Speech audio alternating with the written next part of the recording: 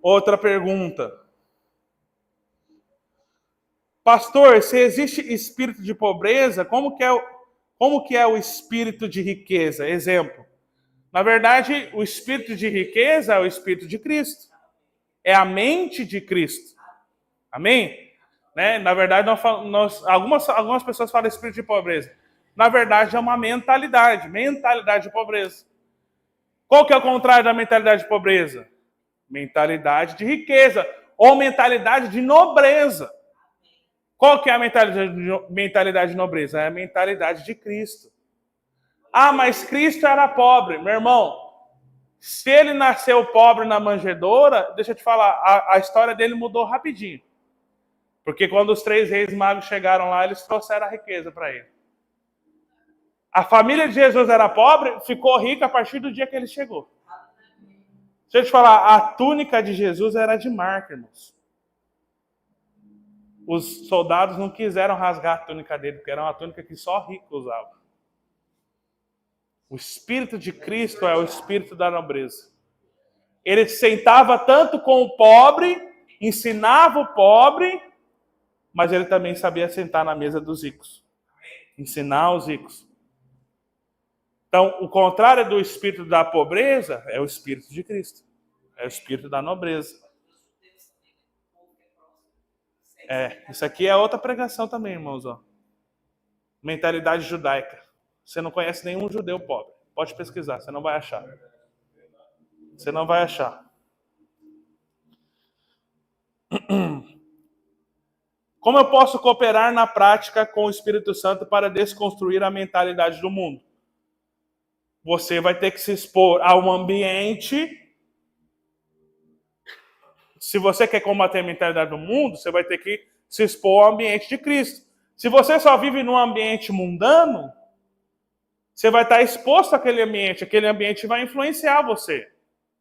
Agora, se você se expõe a um ambiente de Cristo, do Evangelho, esse ambiente também vai mudar você. Por que é tão importante, pastor, eu estar aqui, eu estar na célula, eu estar no culto? Porque quando você está aqui, você está num ambiente que está influenciando você. Lá na sua, é o exemplo, lá no seu bairro, você só vê gente feia. Mas quando você vem na igreja, você convive com gente bonita. E aí você tem vontade de ser bonita também. Então, como que você coopera na prática? Muda o ambiente. Muda a comida. Amém? Aquilo que você come. O que é o que você come? Não é só que você come comida. Que você lê, que você escuta. No seu dia a dia. Você está escutando?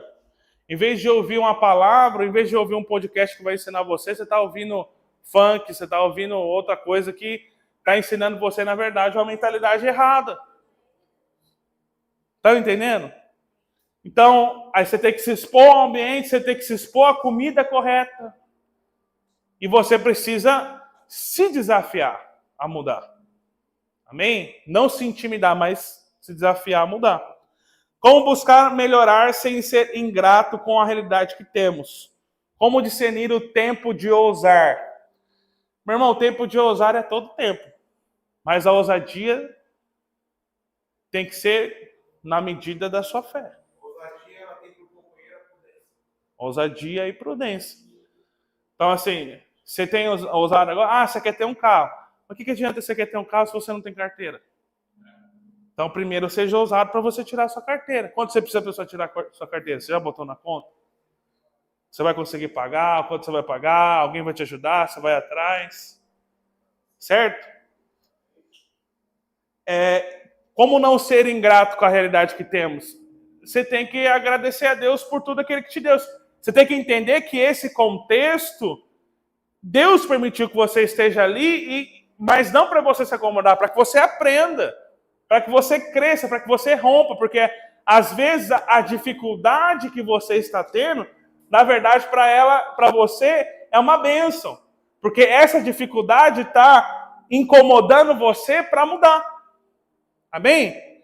Quando você vem de uma família muito pobre, o que vai acontecer? Você vai criar aversão à pobreza. E você fala, não, eu tenho que prosperar. Eu tenho que mudar minha vida, porque eu quero que minha família seja diferente. Tá entendendo? Então, assim, não se acomode com a sua situação, mas veja que essa situação foi Deus que permitiu para que você aprenda através disso. Amém? Para que você não seja alguém acomodado. Por isso que você precisa ser grato pela realidade que você tem. Amém? Para quebrar a mentalidade de pobreza, o que eu posso fazer na prática? Primeira coisa, se desafie a expor um ambiente, muda a sua comida, muda o ambiente que você frequenta, aprenda a ser uma pessoa generosa, aprenda a dar, aprenda aquilo que você pode dar. O que você pode dar? Ah, não tenho dinheiro. Algo você tem para dar. Aquele jovem que estava lá em Jesus, ele não tinha dinheiro, mas ele tinha 5 pães e 2 peixinhos.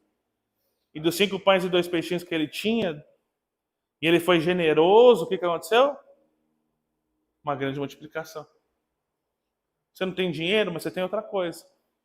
Tem disposição, você tem trabalho, você pode ir, você pode fazer. Amém?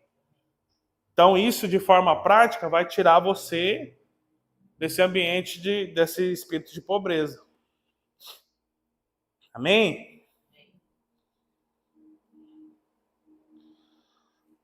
Deixa eu correr aqui para a gente terminar. Como nós mudamos nossa mentalidade? Eu já respondi. Você tem que mudar o ambiente, você tem que mudar o alimento. E você precisa, dentro desse processo, se indignar com a sua condição. Você precisa olhar para você e falar, não, eu não posso ficar assim. Amém? Então, deu para entender?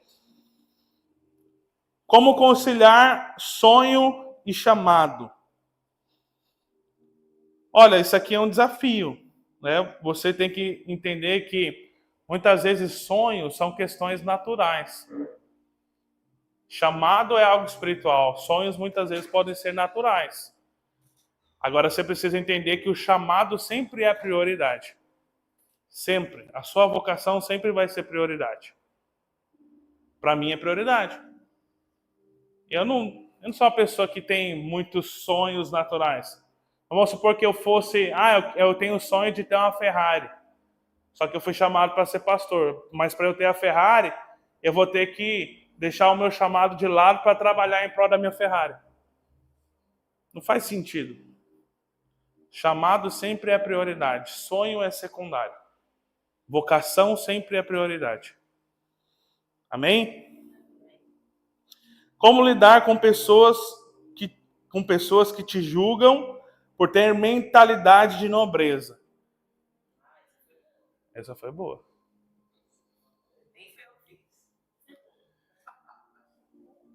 Como que você vai lidar com essas pessoas? Quer responder? Você tem que não se incomodar com aquilo que ela fala, não ligar. A sua mentalidade tem que ser formada a ponto de não ser influenciado porque está abaixo de você. O operário que deixa de ser operário, ele vai virar consultório. A mentalidade dele vai incomodar os outros operários, porque ele não se vê mais como operário. Então, ele não vai se mais na carga externa, ele está incluído na outra esfera. Deixa eu te falar, quando você se desafia a mudar, as pessoas sempre vão te julgar. Sempre vão te perseguir. Sempre vai ter pessoas para julgar você e te perseguir. Agora, se você permite que esse julgamento influencie você, você não vai avançar para lugar nenhum. Então, essas críticas não podem atingir você. Você tem que pensar, eu tenho um alvo, eu tenho alvo, eu quero chegar, eu tenho a mentalidade, eu quero viver isso, e não escute aquilo que essas pessoas estão falando. Amém? Essa pergunta aqui é a melhor até agora. Vale mais meditação. Depois eu vou meditar nela, vou responder melhor essa pergunta para vocês. Qual a melhor forma de estar passando por um momento muito difícil e ter o espírito da nobreza? Foi o que eu falei, irmãos. Nobreza não tem a ver com a quantidade de dinheiro que você tem na conta. Nobreza tem a ver com o seu espírito. Ah, não tenho dinheiro. O que você tem? O que você pode fazer? Eu ofertei para o pastor Ricardo lá, eu ofertei R$50. Que para mim é a minha realidade. Teve outros irmãos que ofertaram mais. Ofertaram 100, ofertaram 200. E talvez essa é a realidade deles. Mas a minha é 50. Eu não fiquei com ciúmes, nem fiquei diminuído porque eu ofertei 50. Porque 50 é a minha realidade. 50 é o meu desafio. É o que eu posso dar. Amanhã eu vou poder dar 200. Amanhã eu vou poder dar 500. Eu vou poder dar 1.000. Então, assim, sempre tem algo que você pode dar. Amém?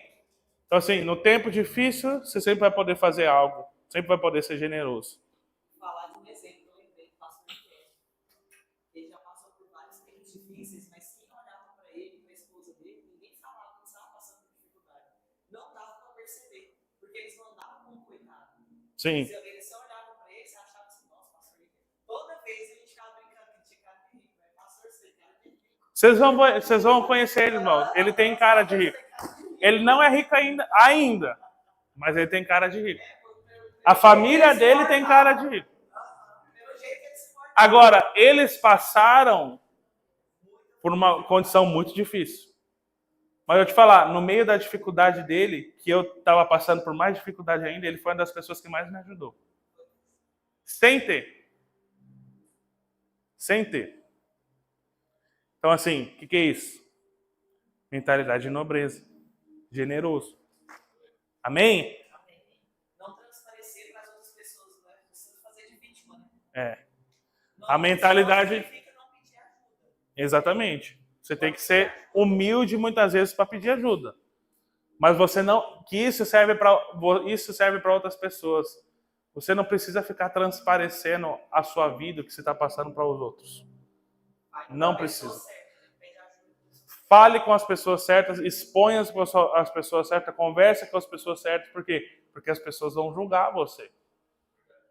As pessoas vão julgar você. Então, saiba para quem você expõe a sua vida e as pessoas não precisam saber que você está. Porque todo pobre, ele gosta de exaltar a pobreza dele. Ah, porque hoje eu estou mal. Ah, porque não sei o que lá. Comprou uma roupa lá. Ah, não, comprei na promoção. Então, ele gosta de engrandecer a pobreza. Não transpareça. Não se exponha a essas pessoas. Saiba para quem que você vai se expor. Você não precisa andar como coitado. Você não é coitado. Você não é vítima. Você pode estar passando por um momento difícil. Mas você não é vítima. Amém? Serve para outra pergunta também. As pessoas só vão falar de você, elas vão te jogar de qualquer forma, mas você vai conseguir neutralizar isso se você não se expor. As pessoas não precisam saber da sua vida. Irmãos, nós temos isso muito, muito claro dentro de casa. Nós somos pessoas muito discretas. Muito discretas. As pessoas não precisam saber da nossa vida. As pessoas não precisam saber quanto que a gente ganha, quanto que a gente tem na conta, o que a gente faz, o que a gente tem que fazer. Tem gente às vezes que acha que a gente tem dinheiro. Fala, irmão, a gente não tem dinheiro, não. Ainda não, vamos ter. Mas é por quê? Porque a gente escolheu ter uma mentalidade de nobreza. O dia a dia, o nosso contexto, você não sabe qual que é, mas eu não preciso chegar aqui e ficar expor para você. Porque o que é isso? Nobreza. Não exponha a sua vida para as pessoas. Viva como se tudo estivesse bem. Amém?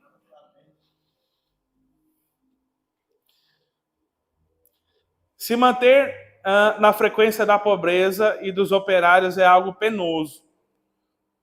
Mas como é uma dor suportável, insistimos em continuar no erro. Decidir dar o primeiro passo para mudar é essencial. Mas como manter a marcha? Como ir além do primeiro passo? É comum você dar o primeiro passo e tropeçar. Aonde devemos buscar o combustível para dar o primeiro passo e continuar marchando consistentemente a prosperidade prometida por Cristo? Isso aí. Hã? Indignação.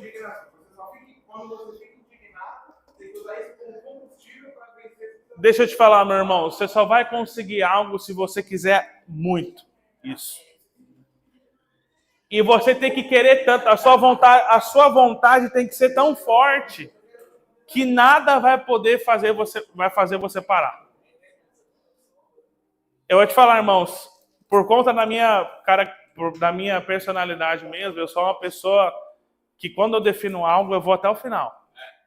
Então, se eu decidir algo no meu coração, eu faço o negócio acontecer e passo por que tiver que passar. Isso é algo natural meu. Tem pessoas que às vezes não... Tem pessoas que às vezes não tem isso, tem a vontade fraca. Se você for uma pessoa que tem a vontade fraca, você não vai fazer nada, irmãos. Porque a força para você se mover, ela é muito maior do que a força para você ficar parado. Você precisa de muito mais força para sair do lugar do que para parar. Lembro o ano passado, seminário de casais, dá um exemplo aí desse livro, tinha tudo para a gente cancelar. Não tinha entrado recurso financeiro, alguns irmãos que iam nos ajudar desistiram, todo mundo falando, não vai ter, não vai ter. Aí depois a gente bateu o pé e falou, vai ter, agora vai ter. Nós fizemos. A Déia e a Rosane estavam com a gente. Nós fizemos para 14 pessoas, que acho que não deu isso, deu 6 casais. Nós fizemos, mas nós fizemos com excelência. Alugamos o melhor prato, melhor louça, o melhor buffet, a melhor decoração, o melhor ambiente, trouxemos um pastor de fora, fizemos, pagamos tudo, deu tudo certo. E tinha tudo para não acontecer, só que eu falei, nós vamos fazer. Vamos. Os irmãos não vão vir, mas nós vamos fazer, porque nós decidimos que nós vamos fazer. Você só vai alcançar algo que você decidiu no seu coração. Que você quer de verdade. Eu vou falar sobre isso, eu estava conversando com uma jovem lá em São Paulo, eu falei, sabe por que as irmãs não casam hoje em dia? Porque elas não querem casar. Mas eu quero casar. Eu quero casar. Irmã, eu vou te falar, minha irmã, você não quer, não. Você não quer, o tanto que você acha que você quer, você tem outras prioridades. Porque se você quisesse, você estava se movimentando. Conhecendo pessoas, conversando com pessoas, indo atrás, perguntando, se movendo nessa direção. Então, assim, não fala algo que você quer, algo que você não quer de verdade. Certo? Se você quer algo, meu irmão, isso, você só vai querer algo quando aquilo realmente te indignar. Quando aquilo realmente mover você, você fala, eu não tenho condição mais de viver assim. Aí Deus vai fazer algo na sua vida.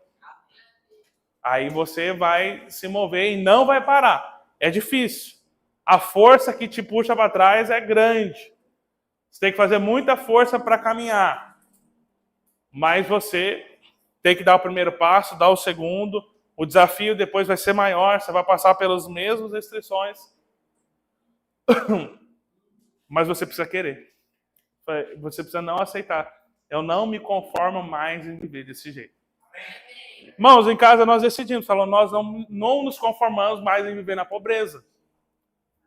Não nos conformamos mais em viver, em fazer dívida, em fazer conta, em viver de qualquer jeito, viver o hoje.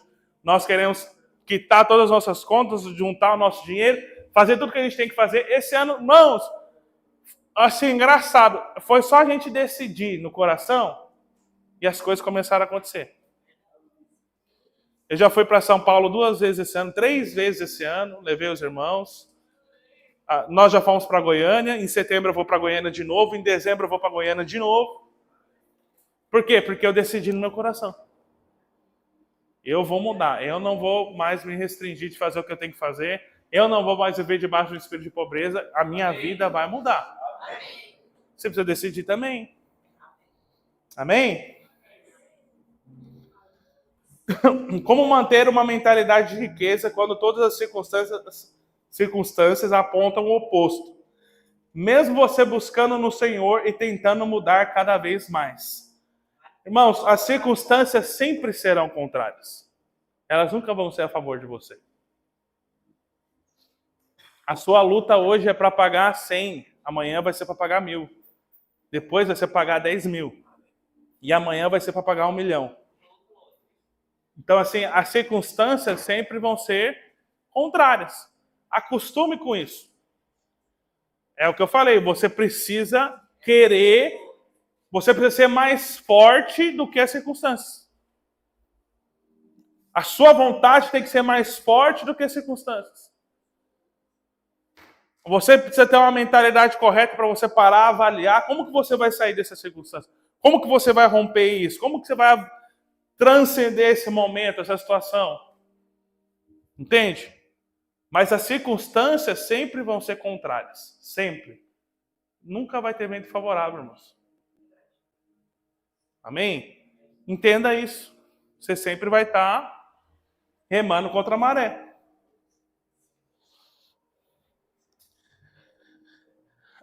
Na prática, quais são os primeiros passos para mudar a nossa crença limitante? Eu já falei, né? Os primeiros passos é ambiente, comida e inconformação, indignação. Vamos falar, vamos responder de novo. Ambiente, comida, indignação. Amém? Como equilibrar nosso ministério com as nossas metas profissionais? Falei por isso já.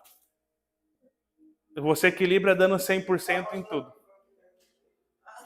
Quem que está enxergando? Deixa eu te falar, sabe como eu já falei para os irmãos isso. Eu já falei no primeiro culto. Sabe como você equilibra? Dando 100% em tudo.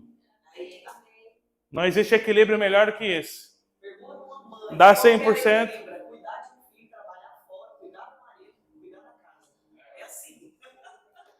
Irmãos, pensa comigo. Sempre vai ter gente fazendo mais do que você. Fala para o seu irmão. Sempre vai ter gente fazendo mais que você. Sempre vai ter gente fazendo mais que você. Ou seja, você pode ir lá e aprender. E dar 100% do que você pode fazer. Irmãos, eu faço muita coisa. Você pode aprender muita coisa comigo. Mas quando eu sento com o pastor Ricardo, eu me sinto desafiado. Pelo contexto dele, pela abrangência do ministério dele. Irmão, você acha que ele é só pastor dos jovens? Ele é pastor da maior igreja de São Paulo. Entre as nossas. A igreja dele tem 2.300 irmãos, se eu não me engano. 2.300 ou 700.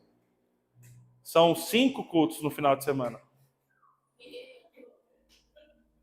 São 2 no sábado, 3 no domingo. Enquanto ele estava reunindo com a gente, estava tendo batismo na sexta, batismo no sábado, batismo espalhados. E ele estava sentado lá reunido. A equipe dele estava lá servindo. Ou seja, sempre vai ter alguém fazendo algo melhor que você. Você só vai precisar aprender. É assim que você aprende e você equilibra dando 100% em tudo. Dá 100% em tudo. Tudo que você vai fazer, faça o seu melhor. Amém?